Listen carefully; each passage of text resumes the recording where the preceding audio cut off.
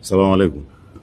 I think all preparation iko vizuri toka muda ambao tulitoka Coast na tumepata almost 5 days za kujiprepare, so hakuna shida yoyote so far, tofauti na wachezaji ambao walipata pains kwenye mechi mbili ambazo tumecheza.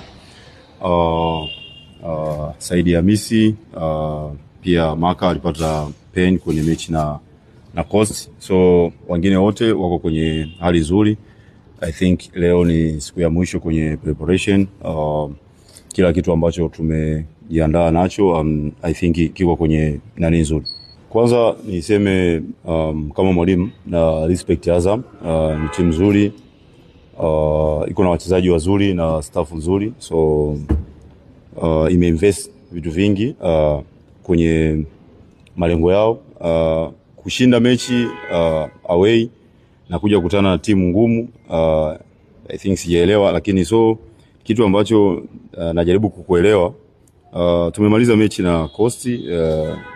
Timu ya Coast ni tofauti na timu ya Azam, so tukiwa nyumbani au tukiwa away, Coast ni plani jinsi wanacheza, wachezaji walionao ni different na Azam, so tuna respect.